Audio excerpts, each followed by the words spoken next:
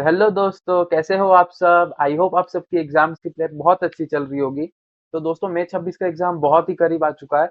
और मैं जितने भी मई 26 एस्पिरेंट से बात कर रहा हूँ, सबको ऑडिट में बहुत बहुत बहुत दिक्कत आ रही है। किसी को याद करने में दिक्कत हो रही है, किसी को याद हो जा रहा है बट वो भूल जा रहे हैं।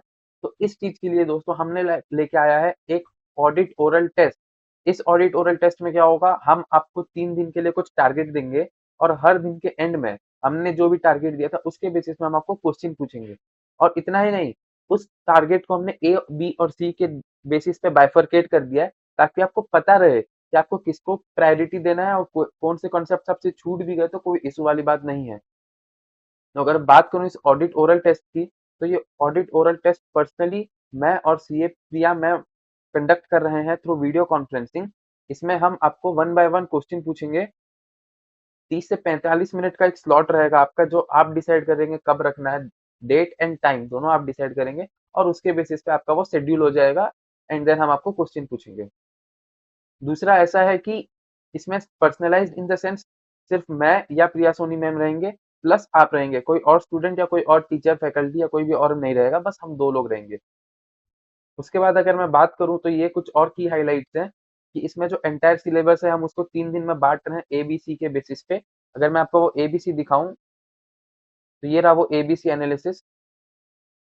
3 दिन का सिलेबस है, जिसमें आपको मोस्ट फोकस सेक्शन ए पे करना है और सबसे कम सेक्शन सी पे करना है। जैसे डे वन है, डे वन का आपको सेक्शन ए यानी कैटेगरी ए में आपको फोकस करना है, प्रोफेशनल एथिक्स और कारों में। फिर उसके बाद आपको सेक्शन बी में आना है, ग्रुप ऑडिट इतना इतना इतना। और अगर उसके बाद भी टाइम बच गया तो आप उसके बाद सेक्शन सी में आ सकते हैं।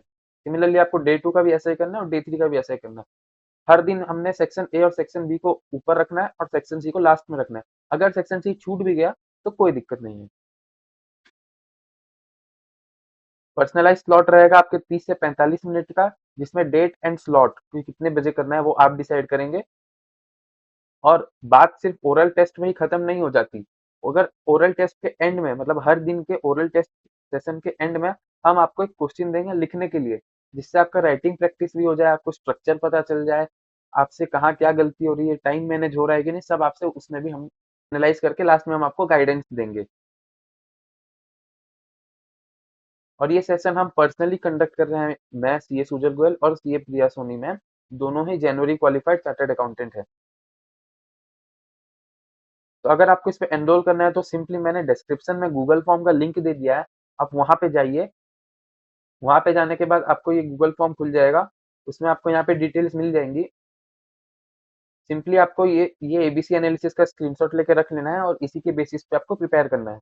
उसके बाद आपको अपना नाम, नंबर और ईमेल एड्रेस फिल करके अपना ये प्लान सिलेक्ट कर लेना है 3 डेज का 800 वाला। देखो, मार्केट में इसकी प्राइस 1200 1300 ऐसे ऐसे हैं, लेकिन हमने बहुत कम प्राइस रखा है क्योंकि अभी मई 26 को बहुत ही कम टाइम है। तो मुझे नहीं लगता कि उतना ज़्यादा प्राइस रखना चाहिए, इसलिए मैंने इसको बहुत कम प्राइस पे रखा हुआ है।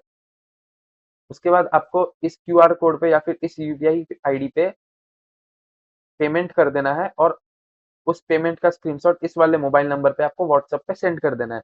उसके बाद हम आगे के कम्युनिकेशन व्हाट्सएप पे कर लेंगे और सब आपका टाइम एंड स्लॉट वगैरह उस पे ही डिसाइड हो जाएगा। लास्ट में मैं यही कहना चाहूंगा दोस्तों कि अभी मई 26 एग्जाम को बहुत कम दिन बचे हैं।